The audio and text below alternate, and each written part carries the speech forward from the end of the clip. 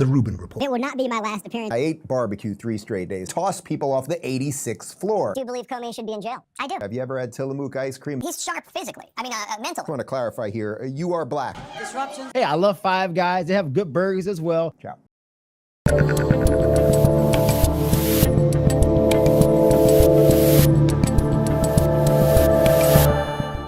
What is up, people? I'm Dave Rubin. This is the Rubin Report. It is May 19th, 2025. We are live streaming on Rumble, on YouTube, on Locals. As always, post-game show, rubinreport.locals.com, 30 seconds after the show. I would say today we have a stacked program. There is a lot going on in the world. I have a feeling you know where we're going to be starting today's program with. There's a lot going on here business-wise. We're going to have a couple announcements for you later in the week, but it's a dense one for you today. And I thought we would start today a little differently than we normally start shows, because we are going to start with a quote. This is a quote that I often use on the program from Alexander Solzhenitsyn, who, of course, was a Soviet political prisoner from about 100 years ago. Let's throw it up right now. You've heard this many, many times. We know they are lying. They know they are lying. They know that we know they are lying. We know that they know that we know they are lying. And still, they continue to lie. I think you know what this is all about. We have been hit, ladies and gentlemen, with lie after lie after lie for about a decade now. Now, maybe it's much longer than that, and maybe the media has lied to us about much bigger things for a way longer period of time. But what we have been confronted with, let's just say for the last, forget the decade even, let's just say 5 years, from sort of Biden entering the White House through COVID to now. Biden's mental acuity, Donald Trump's a Russian asset, the Covington kids are racist, very fine people on both sides, Jesse Smollett. I mean, I do this laundry list with you all the time. We have been hit with so many lies for so long, and finally, it seems to me we might be in the final stages of the lie. Now, I always give the machine credit. It has a way of recalibrating and rejiggering itself so it somehow always stays ahead of us in some sense. But something at the moment now as it relates to Joe Biden's health, I think is such a perfect example of that they have been lying, we have known they've been lying, they knew, we knew, and they continued. It's such a perfect example that I think things may change a little bit going forward. So let's just dive in right now, because the big news obviously over the weekend is that it turns out that former President Joe Biden has prostate cancer, and not just has prostate cancer, but has an extremely aggressive form of prostate cancer. So first, let's start with the statement from the office of Joe Biden, statement from the personal office of former President Joe Biden. Last week, President Joe Biden was seen for a new finding of a prostate nodule after experiencing increasing urinary symptoms. On Friday, he was diagnosed with prostate cancer, characterized by a Gleason score of 9, grade group 5, with metastasis to the bone. While this represents a more aggressive form of the disease, the cancer appears to be hormone sensitive, which allows for effective management. The president and his family are reviewing treatment options with his physicians. Connor, before I continue, can you just put up the tweet that I put out this morning? We were going to put it a little later in the show, but I think this will kind of get it right. So I wrote this morning on Twitter, and it kind of caught fire. You can have sympathy for Joe Biden, the human being. You should not have sympathy for Joe Biden, the politician, nor any of the people who participated in the lies. And then I put that quote by Solzhenitsyn again. Let me read it to you one more time. I promise I'll only do it 2 times on the show. We know they are lying. They know they are lying. They know that we know they are lying. We know that they know that we know they are lying, and they still continue to lie. So look, I want to do this as cleanly as possible. Dave Rubin, the man you're watching right now, I have great sympathy for the human being Joe Biden. I don't know that anyone's been more critical of Joe Biden. I think his entire presidency was a sham. I think that it was so connected to all of the lies related to all of the things that we have seen just really rot away our society. I think that Jill Biden has a really horrible place waiting for her one day and her part in all of this and so many other people, but that a human being has a disease that has now metastasized and might end him at his advanced age. I have sympathy for the human being, Joe Biden. But I don't really have sympathy for the people that have been around him that pushed this in our face, that did so much destruction. And I think it's important to make that distinction, right? Like, you don't want to be so cold-hearted and you don't want to be so obsessed with politics, even when there are bad politicians doing bad things, that you don't have like a little bit of sympathy in your heart for somebody that's ill. That would be my position on this. Now let's get into a bit more on the specifics.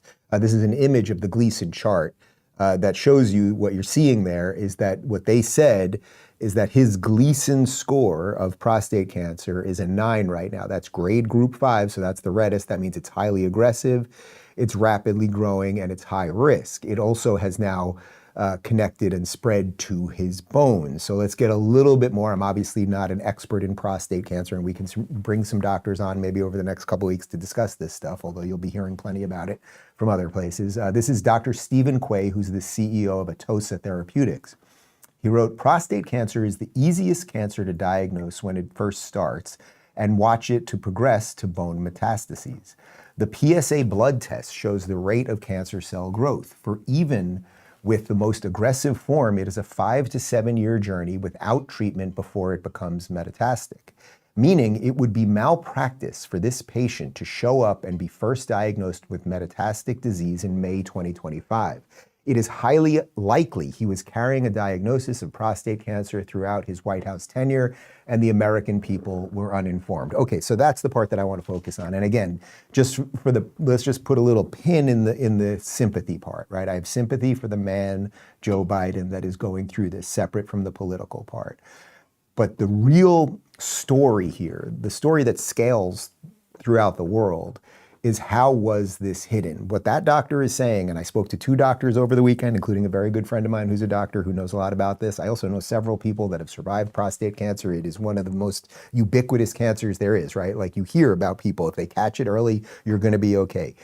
Somehow, we're being told that nobody knew about this until now, when he's got this Gleason score 9, late stage version of this, except the President of the United States, especially at his advanced age and with the other stuff that we know is going on, even though they were lying to us about that, the idea that he wasn't being checked at least once a year for this type of thing is completely crazy. So have we now uncovered a new layer of the, quote unquote conspiracy theory, that there was all this cognitive stuff going on, that they told us we weren't seeing what we were seeing, and then on top of it, were they also covering up the fact that he had cancer? Now, having early stage prostate cancer wouldn't preclude him from doing his duties as President of the United States, but hiding that from the American people seems like a bit of a problem. Benny Johnson had an interesting tweet on this. He wrote, "This is the most dangerous cover-up in the history of the presidency. Last summer, White House physician Dr. Kevin O'Connor swore to the American people that Joe Biden was completely fit for the presidency. No issues, nothing to see. Now we learn Biden has advanced prostate cancer. But wait, advanced prostate cancer takes 10 plus years to develop to the stage where Biden's diagnosis is. Prostate cancer is also easy to find. Simple blood test or prostate exam will give you near 100% accurate results. You're telling me that the best doctors and testing on earth did not find Biden's cancer in all these years of testing? Was every medical report a lie? For how long? BS. This is the worst cover-up in the history of the presidency. Absolute scandal. They knew, they lied, they hid it for power. People need to be held to account for this. Evil." All right, so that's Benny's opinion on it, but you get the point. There is simply no way, unless his doctor is going to come out and say, boy, I've been completely negligent here. I had this 80-year-old guy, and actually I wasn't doing the right tests on him, and we weren't checking on this, and it's all on me, the fact that a very easy cancer to detect and deal with at the early stages. I mean, that's what everyone says about prostate cancer. When we've probably, all of you watching this, if you're over a certain age, you've met someone that had prostate cancer, and it's the one where you go, oh, but don't worry, they caught it early, and then you can deal with it quite easily, right? So the idea that somehow they had no idea about this seems pretty crazy. Now I want to show you a video that we've shown you a couple times before. And this is in 2022, Joe Biden saying that he had cancer. And the strange part about this video is that when he said this, everyone on mainstream media and on this show too, I mean, when I was joking about it, we were all like, oh, it's not that he has cancer, it's just that he has dementia, so he made a mistake and accidentally said he has cancer. But watch this. And because it was a 4-lane highway that was accessible, my mother drove us, and rather than us be able to walk. And guess what? The first frost, you know what was happening. You had to put on your windshield wipers to get literally the oil slick off the window. That's why I and so damn many other people I grew up have cancer. And why can't, for the longest time, Delaware had the highest cancer rate in the nation. I mean, there's the president of the United States 3 years ago saying, I have cancer. That's why I have cancer. That's what he said. Now, it's impossible to know what was going through his mind. And that's why the Solzhenitsyn quote is so important. There's been so much lying about what's going on with this man for so long that we don't know. I remember when we played you that video in 2022. Someone can find it. I know you internet sleuths out there can find that video. And what I said was, I don't know, because he has dementia. So it's impossible to know whether what he said is actually true or not. So either he told you the truth right there accidentally, in which case there absolutely was a cover-up, or, I mean, we only got two roads here. Look, I did 2 arrows on the paper. That'll illustrate it pretty quickly for you. Or he had dementia and didn't even know what he was saying. Either way, it's a problem. But the grander problem, and that's what we're going to focus on for the next segment, the grander problem is not Joe Biden, and it's not Joe Biden's health. It is all of the people that took advantage of the situation. It's all of the people who were in the White House who then had him, I don't know, using an auto pen to sign things that he probably didn't know he was signing. It's all of the people in the media that wanted a Democrat to remain president so they could keep evil, scary Donald Trump and the Republicans away from the Oval Office. So they lied and lied and lied. All of the celebrities who told us not to see what we saw right in front of our face. And again, to that quote, they all knew that we knew, and they kept doing it. So at some point, it seems to me right now that there might be enough awake, not woke, awake people who are sane and clear and cogent, who have had enough of this nonsense to say this one is enough now. You lied about his mental acuity. Now you clearly also lied about cancer, unless either Joe Biden lied in 22 because of his dementia, or his doctor is a complete and utter fraud who did not catch this. Like, that guy should probably lose his medical license. But there's enough in the bucket right now to say we got to move on past this. But the thing is, we can't move on past this until there's mea culpas all over the place. All of the people who have participated in this must apologize or resign or move to a cave or disappear from public life one way or another, because you were all part of it. And if we all let you be part of whatever comes after this, we know you will do it again. And we have a lot of video evidence of that, which we'll get to in just a second. But first, PDS debt. Feeling buried under credit card bills, personal loans, or medical debt? It's like your money's working harder for your lenders than it is for you, but it doesn't have to be that way. That's where PDS Debt comes in. PDS Debt does more than help you manage debt. They help you take control of it. They look at your unique situation and create a personalized plan that fits your life. No cookie-cutter solutions, just real strategies to help you save more, pay off your debt faster, and finally start building real savings. There's no minimum credit score, just support that's actually tailored to you. Getting started is simple. Just go to pdsdebt.com/Rubin for a free debt assessment. It only takes 30 seconds. Go to pdsdebt.com/Rubin right now.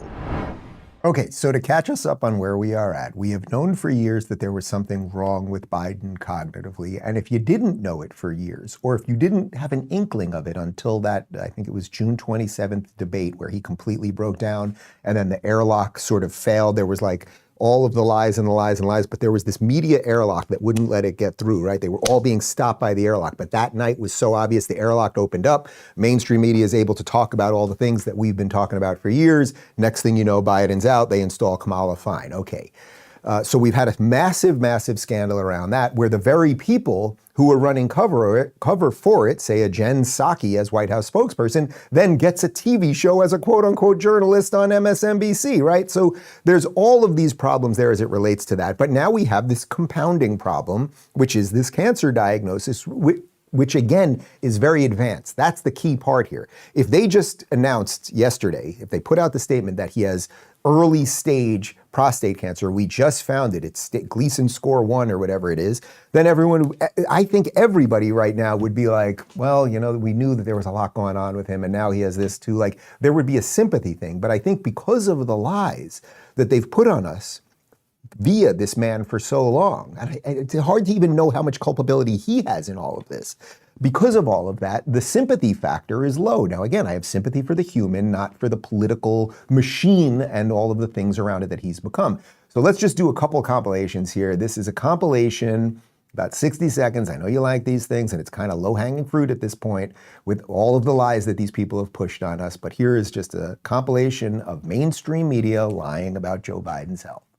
Does the president have the stamina, physically and mentally, do you think, to continue on even after 2024? Don, you're asking me this question. Oh my gosh, he's the president of the United States. I can't even keep up with him. The most difficult part about a meeting with President Biden is preparing for it, because he is sharp, intensely probing, and detail-oriented and focused. I can testify because I've been working very closely with this president for the past 2 years. I've been knowing him for 30 years. And I'm telling you, this guy's tough. He's smart. He's on his game. Joe Biden has vision. He has knowledge. He has a strategic thinker. The president is focused. He's detail-oriented. He's always thinking about the big picture. He is engaging. He is capable. He has an incredible record as president. And I'm often with him on foreign trips. He's at the top of his game. So he has a vision. He has knowledge. He has judgment. He has a strategic thinking. I met with the president, 5 or 6 weeks ago, and he seemed fine to me. All right, so look, I just wrote out all those people's names. Let's not even mention Lemon over there, because he actually at least asked an appropriate question. Not that I'm giving Don Lemon credit for anything, but Corinne Jean-Pierre, Alejandra Mayorkas, Mr. Potato Head, none of us were sure who that guy was, number 3 over there, Nancy Pelosi, Robert Garcia, Chris Coons, Janet Yellen, Bernie Sanders. All of you should step away from public life at this point. You all ran cover in the most disgusting way for something that we all knew was a lie. Apparently, Mr. Potato Head, Mitch Landerin. I've never heard of that guy, but Mitch Landerin, this is your first and last mention on the Rubin Report. All of you should retire now. You should go away. You should look in the mirror and say, boy, I really participated in something that was unbelievably detrimental to the health of the United States of America. There was a man who had severe cognitive problems, who clearly was not running the country, who was going to bed often in the early afternoon. We now know that too, and who they were apparently, according to Jake Tapper's new book, they were getting ready to put in a wheelchair.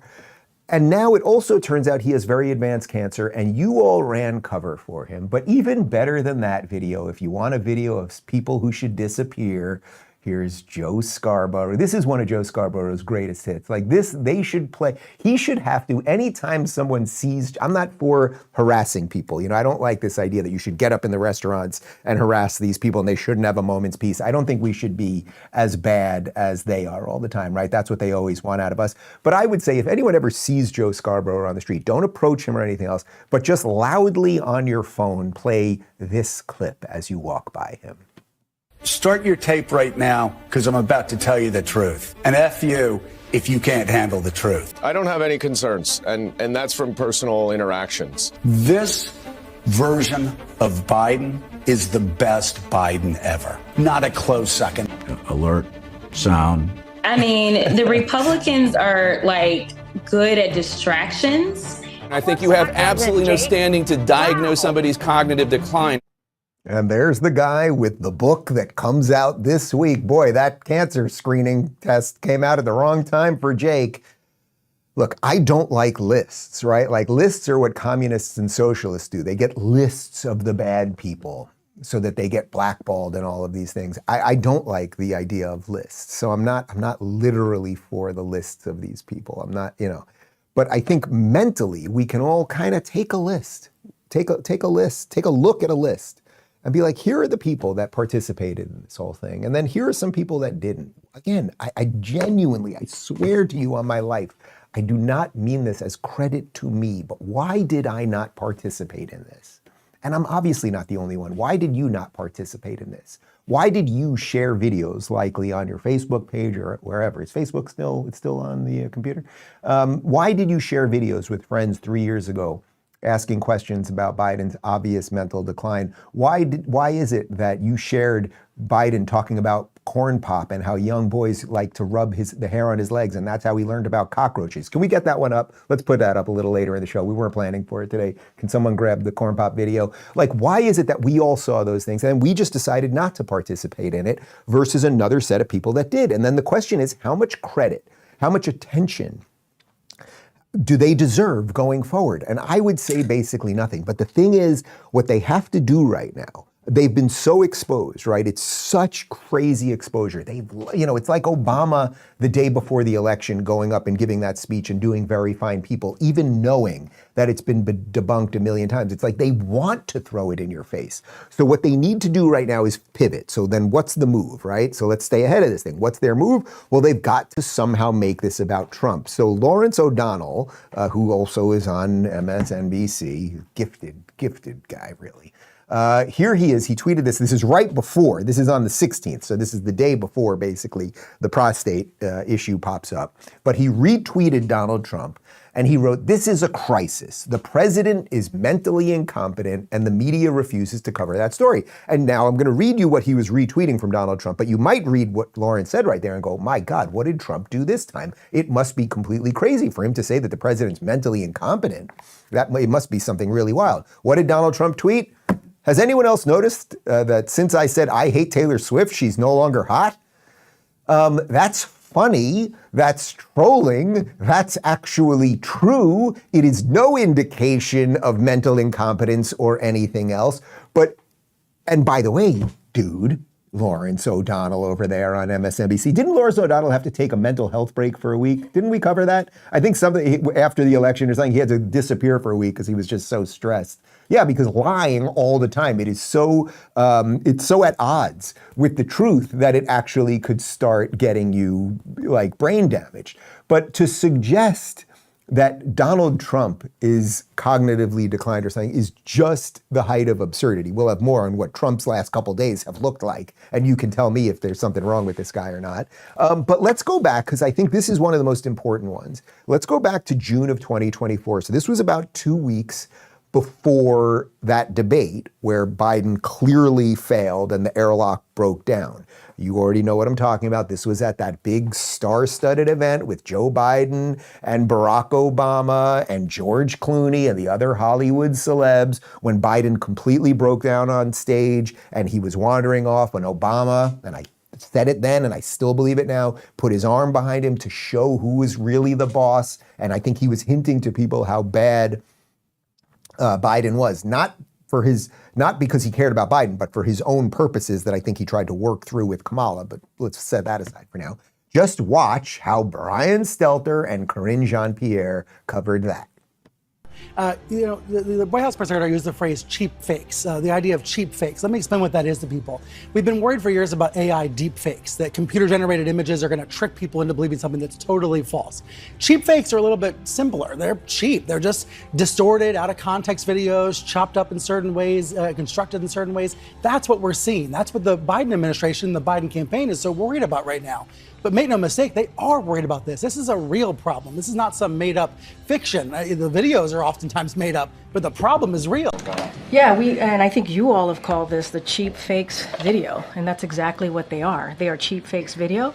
They are done in bad faith, and some of your news organization have been very clear, have stressed that these the right-wing critics of the president have a credibility problem because of the fact checkers have repeatedly caught them pushing misinformation, disinformation, and so we see this, and this is something coming from your part of the world, calling them cheap fakes and misinformation.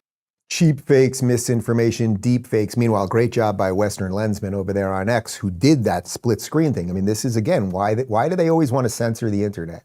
It's because here you have Stelter, who has lied and been on the wrong side of everything, right? here you have him talking about cheap fakes, deep fakes, and everything else. Meanwhile, the real video, the unedited video of Biden frozen, Obama having to grab his hand, show him which way to walk off stage and everything else is right there. So what was the cheap fake? What was the deep fake? What was the misinformation? It actually didn't exist. And then Corinne Jean-Pierre, a woman who was only hired because of her sexuality and her skin color. Well, when you're not qualified for the job, I guess you'll do anything you have to keep the job, like lie 24 hours a day. We were able to get, I believe this is a truncated version of the famous corn pop video. This is where I started thinking, and what was the date on the original corn pop video? This is probably around 2019 or so, right? Somewhere around 2019. This is where I had a little inkling that something was not right with this man. And you tell me, is this a cheap fake, a deep fake, or a misinformation video? Corn Pop was a bad dude, and he ran a bunch of bad boys. And I did, and back in those days, to show how things have changed, one of the things you had to use, if you used pomade in your hair, you had to wear a bathing cap. And so he was up on the board, wouldn't listen to me. I said, hey, Esther, you, off the board, or I'll come up and drag you off. Well, he came off, and he said, I'll meet you outside. My car, these were all public housing behind it. My car, there was a gate out here. I parked my car outside the gate. And he said, I'll be waiting for you. He was waiting for 3 guys in straight razors. Not a joke. First off, that's not even the full version of the thing. I want the part with the hairy legs, and the kids used to come up in the pool and they'd rub his legs, and then he literally says, and that's how I learned about roaches. The guy, that was, by the way, we just checked, that wasn't from 2019, that was from 2017. It's a 20-minute complete mental breakdown. Okay, and that was well before he was president of the United States. That version that we just showed you there, I mean, I don't think he really even knows what he's saying, and the tone, all of the stuff with him, the dysregulated emotion, that's another part when you have cognitive problems. There's a frustration that sets in. Sometimes it's very overly emotive, or you see the other version of that where he sort of whispers like this. And by the way, I don't want to be glib about this. That is the most fucked up part that these people have done, beyond the lying that could have led to the destruction of the United States and who the hell was in charge and all of that stuff, which is pretty bad.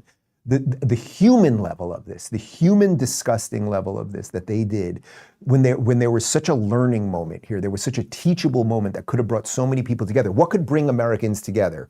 Right, left, liberal, conservative, what could bring us together? Oh, we're all confronted with the same diseases at the end of the day, right? Cancer doesn't care whether you're a conservative or a liberal. Cognitive problems don't care whether you're for abortion or against abortion. They had a chance to do something right. Are you telling me you have I believe we have the hairy legs. And by the way, I sit on the stand, and it get hot. I got hairy legs that turn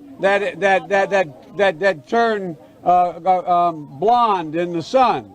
And the kids used to come up and reach in the pool and rub my leg down so it was straight, and then watch the hair come back up again. They'd look at it. So I learned about roaches. I learned about kids jumping on my lap. And I've loved kids jumping on my lap. That's how he learned about roaches.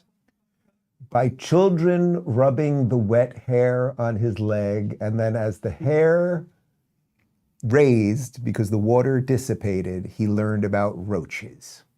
There was also a fella named Corn Pop that was involved. I mean, guys.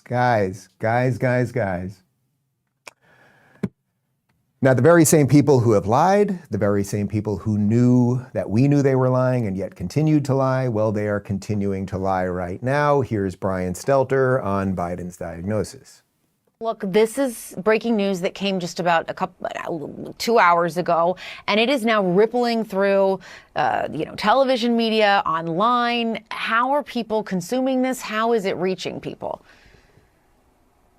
And, I'm seeing some prostate cancer survivors, people who have lived with this disease, who have been through this, expressing support, both condolences, but also support and cheering Biden on as he faces this. The timing, Jessica, is just extraordinary. We know from the statement from his personal spokesman that Biden learned of the diagnosis on Friday. Well, what was the biggest Biden story on Friday? It was the release of those audio excerpts from his conversations with Robert Hur back in 2023. This was the audio that Axios obtained, almost certainly from the Trump administration, showing memory Okay, so of course he's going to the media version of this. So yes, the audio tapes of her conversation that Joe Biden had and the absolute confusions, and it's very clear he doesn't really know what he's saying. He gets severely confused about dates. And look, I can give some leeway on this, and it's a lot of pressure to be the president of the United States.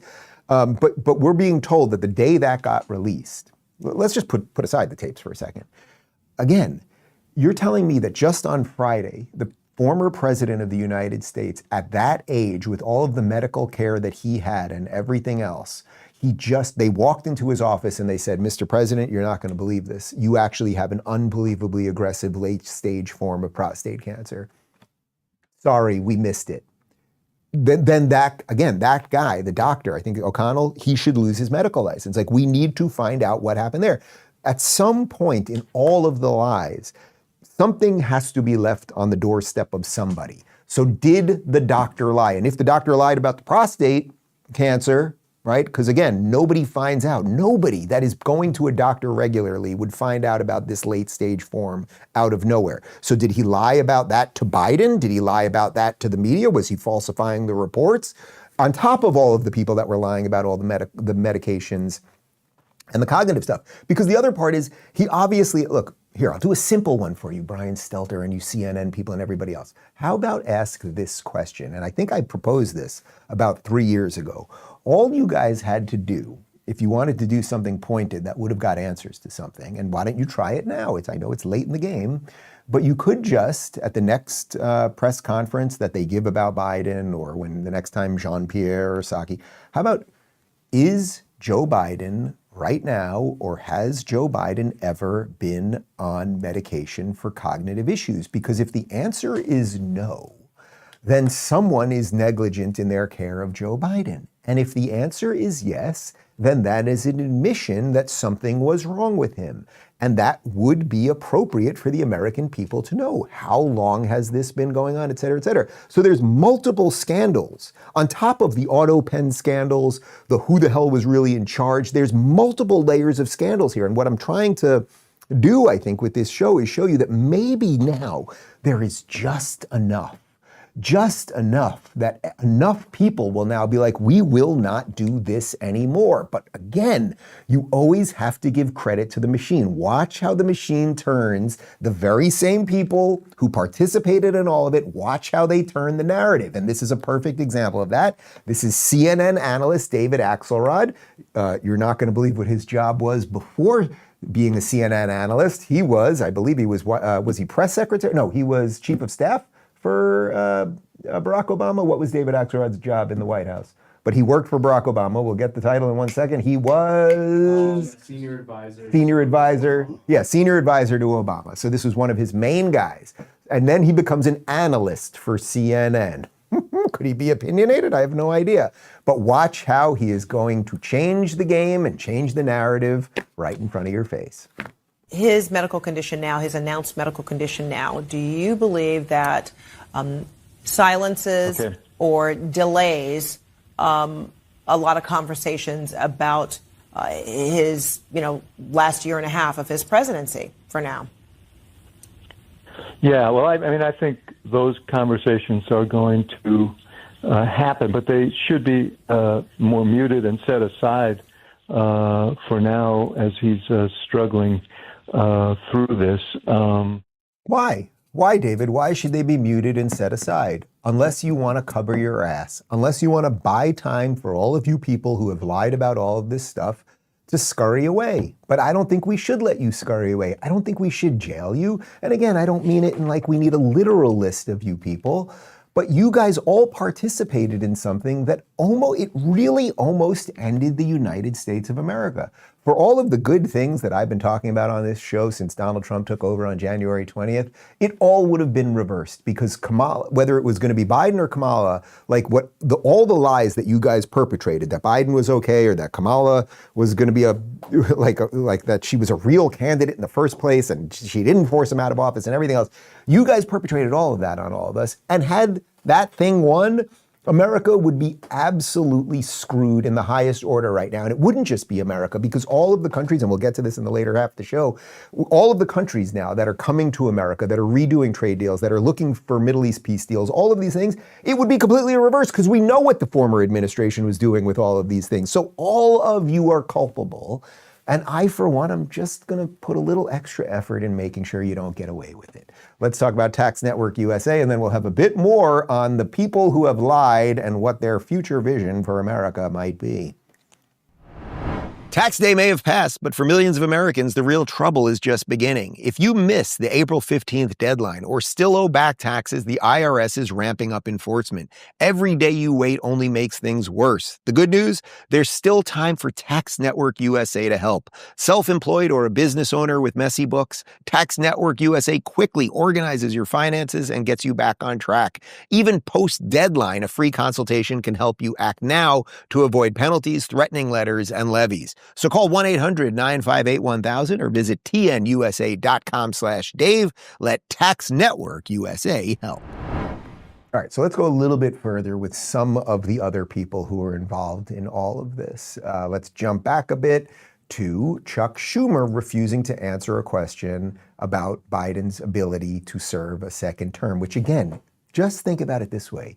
If Joe Biden was president right now, had they not done that soft coup and somehow he had beat Donald Trump, what we would be confronted with as a country right now is that the president of the United States, who would have over 3.5 more years to serve, not only would have cognitive stuff that would have become increasingly clear every single day, but would have been a half an inch away from being in a wheelchair by their own administration's words, and now has a highly aggressive form of prostate cancer, which is spread to his bones, which means his time is highly limited. But here was Chuck Schumer saying that, yeah, he was ready to roll. You sat next to Biden in the Oval Office February 27th, 2024, just a handful of months before the president took that debate stage.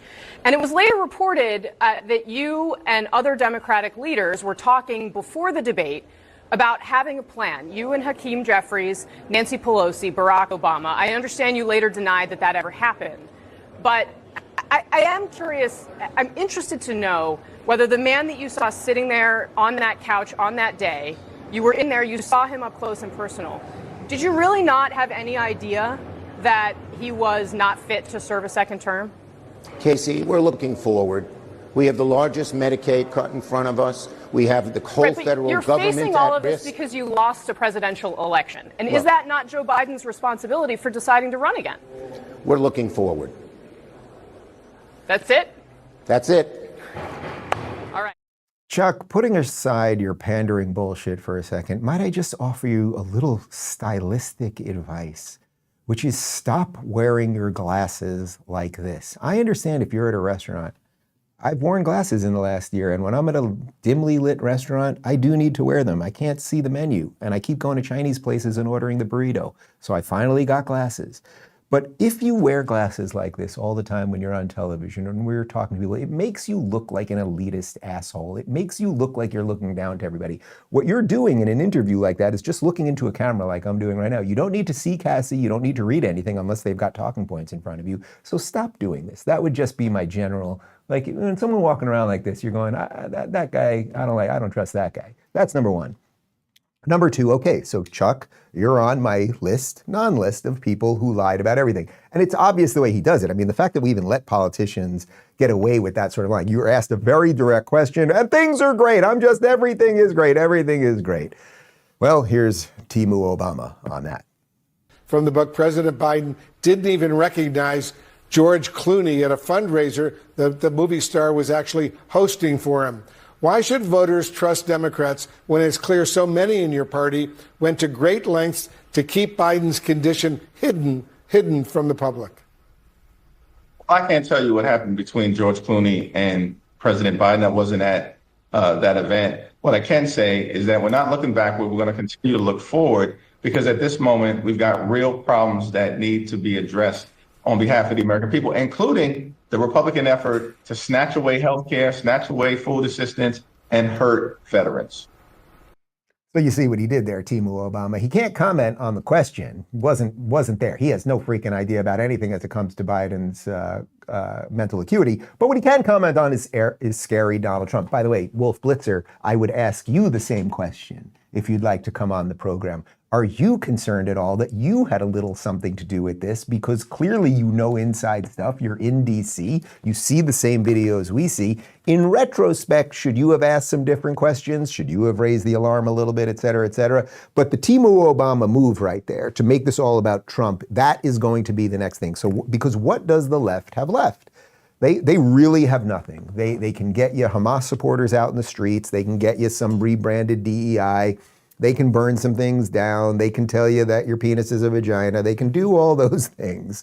But they really don't have much left other than fear. Fear will be the thing they need to ramp up more than ever. Here is millionaire socialist Bernie Sanders going on quote-unquote comedian Stephen Colbert's late night show and see what he's most concerned about. Obviously, we have got to fight Trump every day because he is the most dangerous president perhaps in American history, but we've got to do more than that. We have to have a vision, Stephen, of where we want this country to go. Stephen, what I do is a bunch of meaningless nonsense. Donald Trump's the most scary president ever. He's an authoritarian and an oligarch. I have to leave in a few minutes because if I miss my private flight, I'll have to sit with the schmucks and get on a line at United. You're like some kind of fucking idiot that would wait on a line and eat pretzels. I'm not going to do that. Bernie, but he's doing the thing, right? What is the thing? Donald Trump is the worst. It's the scariest ever. We've got to fight the oligarchy, get out on the streets. America's fundamentally evil. Capitalism is wrong, blah, blah, blah, blah, blah. And what else do these people have? What else do the Democrats have? Well, they have race. And with race comes white people bad, black people good. Give us your cash. Here is Pennsylvania Representative Summer Lee, and she wants your money, Whitey. Has been exactly what does your resolution really aim for? Is it that Black Americans of a certain economic level, are they being targeted? Is it everyone? So basically, it doesn't matter as to what economic level. It's pretty much all Black Americans. What about those individuals of any race that have a lineage going back to slave America? It doesn't matter. So to be very clear, whether or not a Black Black descendant of American chattel slavery were able to break into the middle class, they are still, and they were able to do that despite the harms, despite the past injustices done to them. So they are not excluded from the reparation and the remedies therein. When we think about who traces their lineage back, that is again a debate that is used to try to silence the rest of this movement. It's a distraction tactic. All right, first off, I don't know why that video was played in 2x speed. That was not Connor fiddling with it. For some reason, that's just the way it came to us. Let me just be clear, lady. You can't have my money, okay? That's number one. You cannot have it. It's mine. I earned it. I paid taxes for it, and I'm going to use it as I see fit. Also, my ancestors had an awful tough time in the countries they came from and were holocausted and pogromed and a bunch of other stuff. And I'm not asking you for anything, right? We all got a chance here in America. That's the beauty of America. What you do with it is up to you. Doesn't mean everything was always right, really doesn't. But just taking from some to give to others at your whim. Also, as if there's a number, there's a magic number. You know what? Every white person should give every black person $20,000, and then every black person will have $20,000. Well, you know what? We're done with racism, guys. We're wrapping it up. Wrap it up. We figured it out. We solved it. We gave them their cash. No, you know what it will do? It will perpetuate an even more perverse version of racism because 2-3 generations later, when it hasn't worked out because that $20,000 or $50,000 or $100,000 or $1 million per black person, when that hasn't solved all of the problems because it's an impossibility, then you're going to have the generation, two generations down going, my ancestors sold me out from the 7 generations before that who were slaves for $100,000, and then all hell will break out even more. And also, if you forcibly take from some people, why should someone who came to America from Eastern Europe or from Asia or anywhere else and came over with nothing but a suitcase and worked real hard and then paid attention to family and education and all of those things and played by the rules and did it right, Why should you take money from them to give to a person of a specific skin color? You would do that if you want to perpetuate racism. You know how you also might get people to be racist? You discriminate against them when it comes to college admissions. So if you want to take a bunch of Asian people and make them hate black people, well, you're doing a hell of a job, Harvard, because that's what you have been doing. And that's what I think about that. But there are some people that disagree with me on this. There are some people that want my money. There are some people that want your money. And there are also people like Chicago Mayor Brandon Johnson, who openly discriminates against white people as a matter of policy. Here he is, a man, let's get the numbers on how many people were shot and killed in Chicago this weekend. Here he is, a mayor of Chicago, saying that he does look to hire black people for interesting reasons, which is actually illegal, but watch. Some detractors that will push back on me and say, you know, the only thing that the mayor talks about is the hiring of black people. No, what I'm saying is when you hire our people, we always look out for everybody else. We are the most generous people on the planet. I don't know too many cultures that have play cousins. That's how generous we are. We just make somebody a family member, right? This is how we are. And so business and economic neighborhood development, the deputy mayor is a black woman. Department of Planning and Development is a black woman. Infrastructure deputy mayor is a black woman. Chief operations officer is a black man. Budget director is a black woman. Senior advisor is a black man. And I'm laying that out because when you ask, how do we ensure that our people get a chance to grow their business? Every single thing that man said there is antithetical to the founding of this country. Also, the idea that black people are the only people who have play cousins, the idea of play cousins, it's like that you have, like, you know, close family friends, people that live next door to you, friends and whatever, and you're all cousins, right? You're all in family. I mean, I'm watching The Sopranos right now. Everybody, it's about an Italian family from New Jersey. Have you heard of it? Everybody's cousin, and everybody's named Tony. That's my cousin Tony. Oh, have you met my cousin Tony? Oh, look, that's my second cousin Tony. Oh, he's friends with Tony, isn't he? What about Tony? What's his son's name? Anthony? Oh, yeah, that's my cousin Tony's Anthony's cousin. So what are you talking about? It just doesn't make any sense, but of course it doesn't make any sense. By the way, 17 people were shot in Chicago this weekend, likely all black. 4 were killed. But why don't you know their names? Why aren't we marching in the streets for them? You know, because you're a wise Rubin Report viewer. It was black people who shot the black people, so we don't talk about that. But all of this to be said, there are good things happening in the country right now. We will get to them in a moment, but first, Shopify. When I started this show, I had to figure everything out myself. Gear, graphics, promotion, you name it. It felt like I was running 5 businesses all at once. That's why I wish I had Shopify from day one. Shopify is the all-in-one commerce platform trusted by millions of businesses worldwide, powering 10% of all e-commerce in the United States. It makes building a beautiful online store easy with ready-made templates that match your brand. Its AI tools help you write product descriptions, enhance photos, and streamline your everyday tasks. You can launch email and social campaigns like you've got a full-blown marketing team. And when it comes to inventory, shipping, and returns, Shopify has you covered. Turn your dream into a business with Shopify on your side. Sign up for a $1 per month trial and start selling today at shopify.com/Rubin. That's shopify.com/Rubin. Shopify.com/Rubin.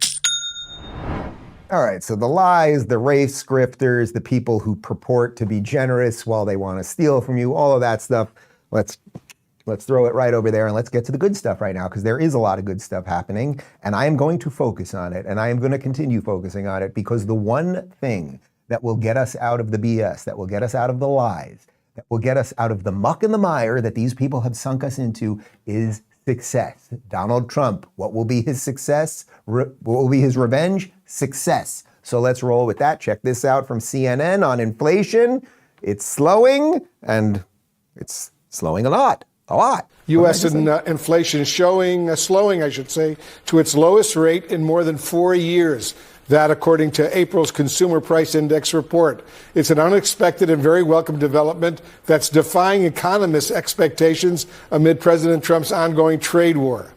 Let's go live right now to CNN business and politics correspondent Vanessa Yurkevich, who's watching all of this in New York. Vanessa, walk us through this morning's report. Where do things stand? encouraging signs, Wolf. Inflation continuing to move in the right direction, cooling on an annual basis to 2.3%. Yeah.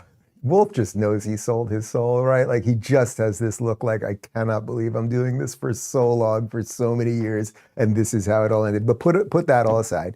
Inflation is slowing down. Now, when inflation is high, let's try to do this for the simple people. When inflation is high, your dollars are worth less. It's harder to borrow, it's harder to spend because the dollar has less value.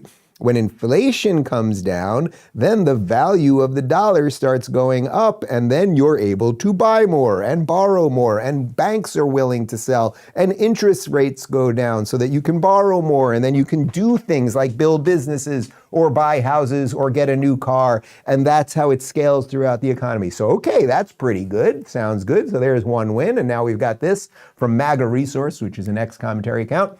Breaking, more winning. Oil prices dropped to lowest levels since 2021.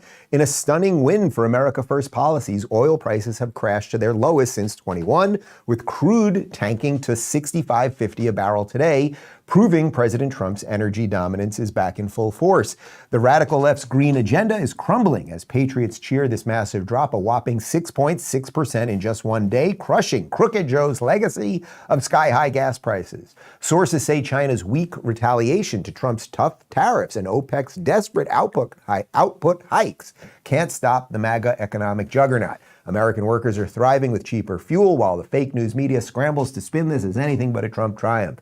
Elon Musk's Doge cruise slashing government waste is keeping the focus on real energy independence, not socialist handouts. This is the Trump effect, low prices, strong America, and winning big league. You think that guy voted for Trump?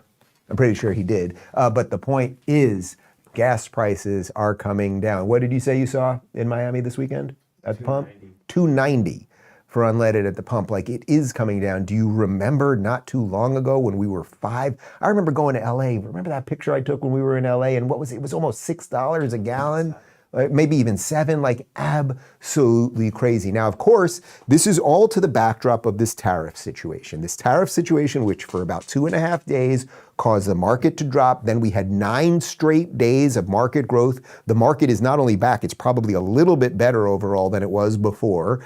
And we are now getting the deals back in. As I played a video from, I think it was a week or maybe it was even 10 days ago, or so, David Sachs, who's the crypto and AI czar on the All In podcast, saying that at the end of the day, when the deals land, that's when we will know if the tariff thing worked. So everybody was going crazy, tariffs, it's all hell's gonna break loose. And we had a mini break loose of hell with the market. But then it all started recorrecting. But the real proof will be in the pudding. When the deals come back, is there a landing? Do we get 60 countries that were like, all right, US, let's play ball? And do we get 7 countries that are like, screw you, we're doing it our way? Or is it 30 and 30 or whatever it might be? Then we will know, and we are getting pretty close. Here's Scott Bessent on that. Let's turn to trade, because that's obviously where there's been a lot of focus. President Trump just put 150 countries on notice that their tariffs are about to go higher in the next few weeks if they don't reach a trade deal with the U.S. How exactly will you decide what those new tariff rates will be? Will they be what was previously announced on April 2nd, so-called Liberation Day, and when will they actually go into effect? So, Jake, we have a 90-day pause. There are 18 important trading partners, probably another 20 strong relationships. President Trump has put them on notice that if you do not negotiate in good faith, that you will ratchet back up to your April 2nd level. So the 90-day pause isn't just China, it's everybody? No, the 90-day pause was put on about a week after April 2nd. Oh, that first 90-day pause. The first 90-day pause. Yeah. And I can tell you that with a few exceptions, the countries are coming with very good proposals for us. And I look at these proposals and they want to lower their tariffs, they want to lower their non-tariff barriers. Some of them have been manipulating their currency. They've been subsidizing industry and labor. And I look at these proposals and I think these are excellent proposals, but I wonder, how did we get here? How did the previous administrations allow this to happen to the American people? All right, and not only is that wonderful news, but coming out of India, it appears that they're willing to cut 100% of the tariffs for the United States. Very, very good. But in the case of India, India wants, they're one of the highest taxed or tariff nations in the world. They make it almost impossible to do business. Do you know that they're willing to cut 100% of their tariffs for the United States because of what I did? Is that deal coming soon? Yeah, that'll come soon. I'm in no rush. Look, everybody wants to make a deal with us. So South Korea. South Korea wants to make a deal with India, us, everybody. But Japan. I'm not going to make deals with everybody. I'm just going to set the limit. I'll make some deals. And then I'm just going to, because you can't meet with that many people. I've got 150 countries that want to make deals. You have a lot of countries. So you see, this is very, very good. Okay, this means cheaper beef vindaloo for everyone, cheaper samosa, cheaper butter chicken, cheaper Tracy, what's it called? The thing with the lamb and the spinach. All cheaper for everybody. Good time, party. Also, in another, you want to do that dance here for a second? It's a good time. Everyone will eat freely and we will have sauce and curry and okay, it's good. Okay. Now, let's go over to Middle East for a second. This is from Vigilant Fox and there's a lot of good stuff coming out of the Middle East. Yeah, no, I'll just do this straight up. One accent per day, people. The most concrete results weren't words, they were numbers. As Trump moved from one Gulf nation to another and the deals started to stack up, and by the end of the week, the totals were staggering. This was the art of the deal in action. $600 billion of commitment and investments from Saudi Arabia, which will lead to hundreds of thousands in the United States. $1.2 trillion agreement with Qatar to generate an economic exchange with the United States. The sale of up to 210 American-made Boeing aircrafts to Qatar Airways. An agreement for GE Aerospace to supply more than 400 engines to power the Boeing planes. $200 billion in the U.S. United Arab Emirates commercial deals. Every handshake came with jobs, capital, and strategic leverage brought home to the United States. So let me say this quickly on what's going on in the Middle East. Look, I have no idea if any of this is going to work. I would say it's exactly like the tariff stuff. You have to see where it lands. Are these all good guys? No. The UAE, they're actually quite good, and they've really westernized, and they've put a real foot down when it comes to dealing with this Hamas stuff and the jihad stuff and everything else. If they could only export that to, say, London or to Belgium or to Germany, et cetera, et cetera.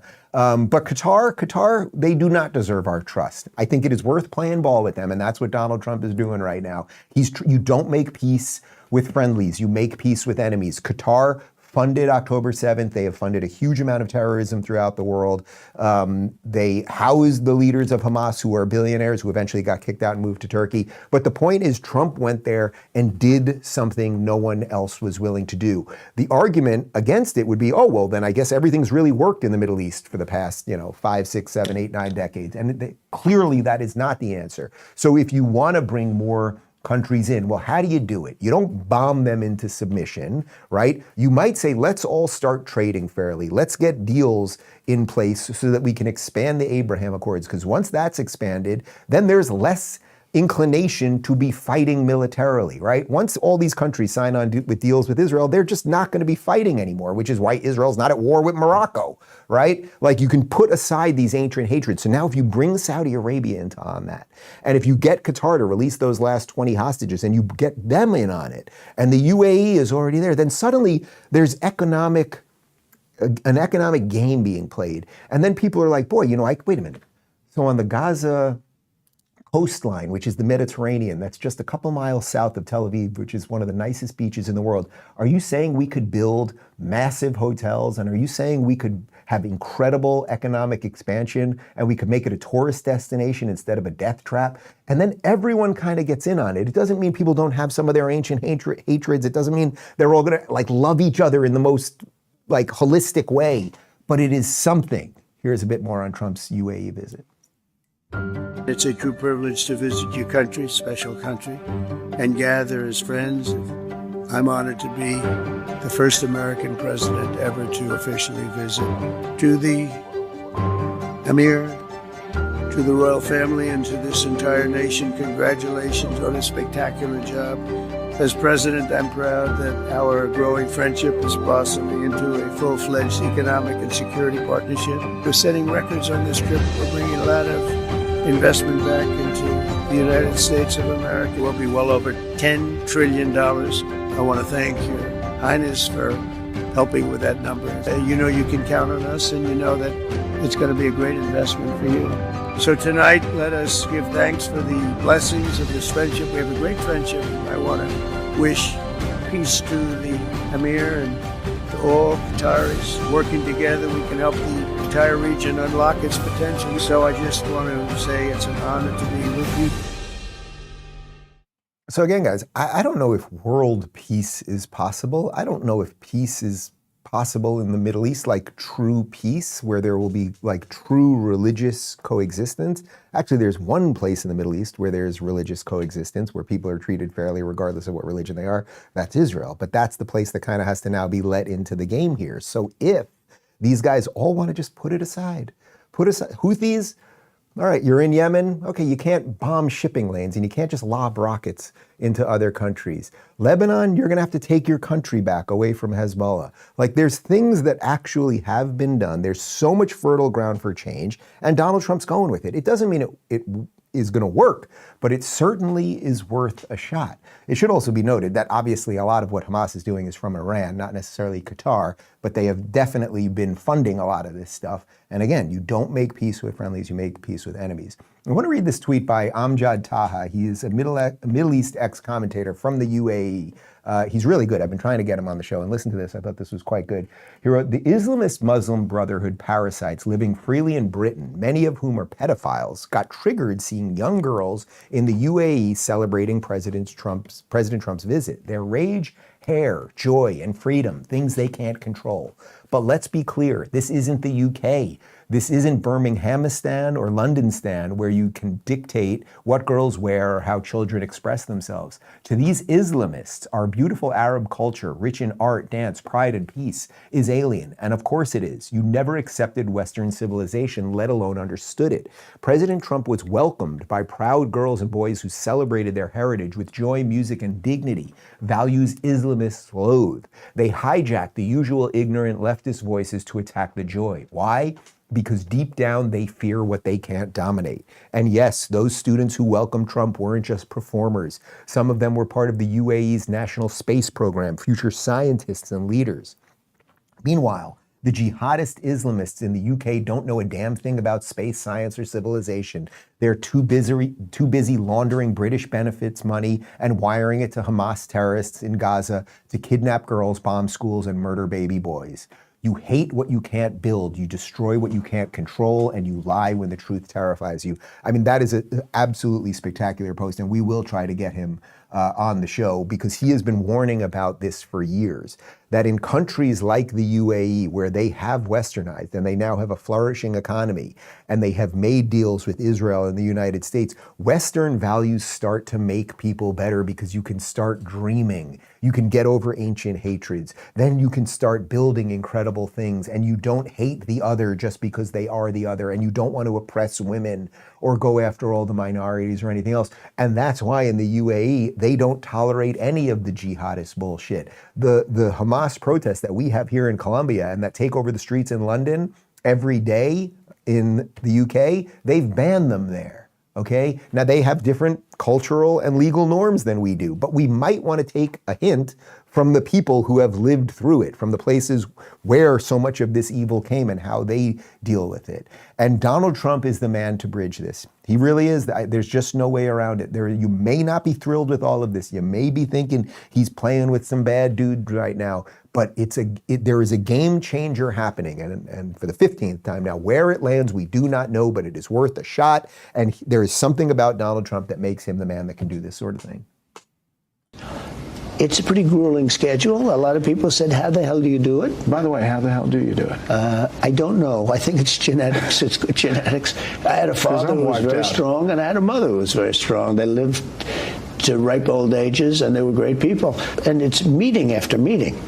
And not only that, it's speech after speech. It's not like big ones. Like last night, if you look, He got up and made a beautiful speech. Mohammed, he got up and made a beautiful speech. I wasn't told I even had a speech to make. So I had to make a speech off the cuff. Do you think Biden could do that? I don't think so. Actually, it was a pretty good speech, too. I looked at it. It was pretty good. I didn't know I was doing it. So, but, you know, it's meeting after meeting with the highest level people. These are great people. They love us again. They were not feeling love at all. They were going to China. They're not going to China anymore.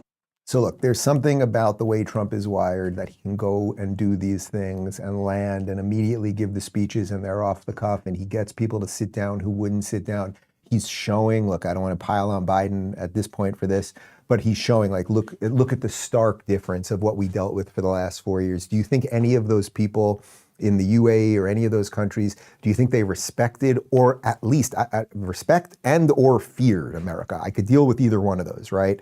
Like you got to either respect us or fear us, right? One or the other. And do you think they had either of those things? I don't think so. So Donald Trump in this case is a one-of-a-kind unicorn figure who is doing things that nobody else is doing. And another thing that Donald Trump is doing, which is happening right here in this country, is he is taking the sane liberals, he is sitting down with them, he is breaking bread with them, and he's actually changing some of their views on things, or at least changing their views of him, which will give him a longer leash to do good pro-America, pro-freedom stuff.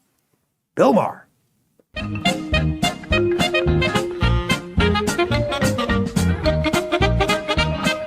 Well, that is the new, well, there is a Trump doctrine now. You know, and if people have been followed in the past, our history, we have doctrines. The Monroe Doctrine back in the 19th century was saying anything that happens in the Western Hemisphere, in the Caribbean, that's our business and we will with you.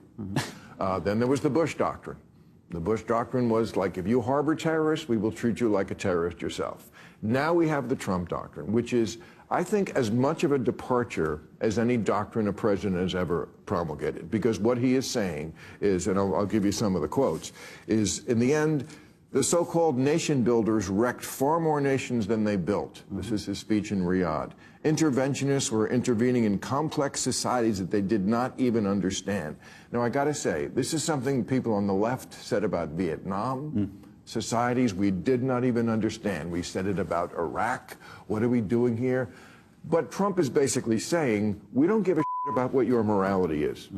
And again, it's a hard one for people on the left to argue with because they're the ones who say America is so evil. So his doctrine is basically, you do you. We all love money.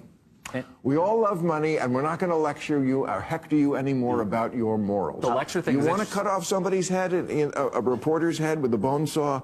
You know, we all have our peccadillos. That's his doctrine. They said, quote, this person, Trump isn't going over there to lecture. He's going over there to do deals. I think Trump has changed it to peace and war. He talks about peace more than he talks about war. He's still hawkish enough to bomb people that need to be bombed, like the Houthi rebels. But I get the feeling he's responding to all these new inflows of constituents to the Republican Party. Maybe they were Democrats before. Maybe they weren't even political before. But they would much rather hear an American president talk about peace.